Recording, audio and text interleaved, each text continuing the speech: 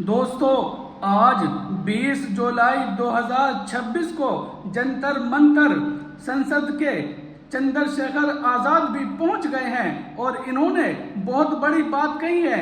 आप भी ये वीडियो आखिर तक जरूर देखना और इस वीडियो को ज्यादा से ज्यादा शेयर कीजिए। ये देखिए, वो दिखने में सफेद थी लेकिन उन पे 21 बच्चों के खून के दाग जो इस सरकार के ऊपर है, एनडीए की सरकार के, प्रधानमंत्री जी के, शिक्षा मंत्री जी के ऊपर है, जिसका जवाब उनको देना।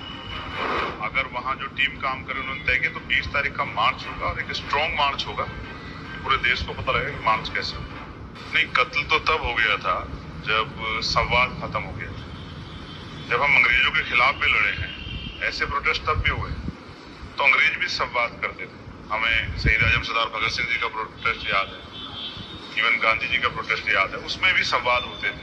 आपकी क्या डिमांड्स है, हम क्या पूरी कर सकते हैं। मैं कहता हूँ 100% पूरी नहीं होती, लेकिन एक संवाद होता है, हेल्दी टॉक होती है कि भाई चलिए आपकी इतनी मांग हम लोग मान लेते हैं। लेकिन पिछले 21 दिन में जो हमने देखा वो ये स्पष्ट करता है कि कोई मरे या जिए सरकार को फर्क नहीं पड़ता। वो जो सफेद चादर थी वो दिखने में सफेद थी लेकिन उन पे 21 बच्चों के खून के दाग थे जो इस सरकार के ऊपर है, एनडीए की सरकार के, प्रधानमंत्री जी के, शिक्षा मंत्री जी के ऊपर है, जिसका जवाब उनको देना।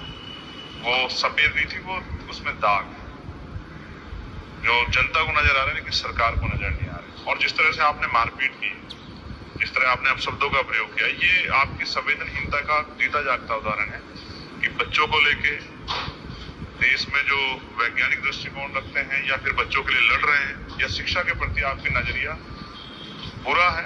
और आप शिक्षा 94,000 स्कूल बंद किए आपने पिछले 10 साल में, तो यानी कि आप शिक्षा खत्म करना चाहते हैं और हम लोग शिक्षा बचाना चाहते हैं। अगर वहां जो टीम काम करे उन्होंने तय किया तो 20 तारीख का मार्च होगा, स्ट्रॉन्ग मार्च होगा। पूरे देश को पता लगेगा कि मार्च कैसे होता है। उसके बारे में क्या संवेदनाएं मर गई है, गवर्नमेंट की नैतिकता मर गई है, संवैधानिक मूल्य जो हैं, जो राइट्स हैं लोगों के, उनका वोलेशन करने वाली सरकार से बहुत उम्मीद भी नहीं है। मैं तो समझा के आया था सोनम भाई को कि आप छोड़ दो, आप मर भी जाओगे, इनको कोई फर्क नहीं पड़ेगा। लेकिन जिस तरह से सुबह, और आप ये समझते हैं कि वहां बच्चियां भी बैठी हुई हैं और आप बिना वर्दी के जो है डॉक्टरों के भेष में जाकर इस तरह की गुंडागर्दी करते, इसका क्या जवाब है। और दिन के उजाले में, पहले रात के अंधेरे में इस तरह के अपराध होते, तो दिन के उजाले में हो रही है। इस बात का स्पष्टीकरण है। आप बार बार कहते हैं कि साहब जो है संवैधानिक मर्यादा में आंदोलन, इससे बड़ी संवैधानिक मर्यादा क्या होगी कि लोग जो है इस आंदोलन को कर रहे हैं संवैधानिक तरह से कर रहे हैं, शांतिपूर्वक तरह से। मैं तो इस आंदोलन का, मैं इस पॉलिसी का समर्थक नहीं हूँ, क्योंकि मैं जब जेल में था तो मैं गया था भूख हड़ताल पे 2 अप्रैल 2018 के बाद।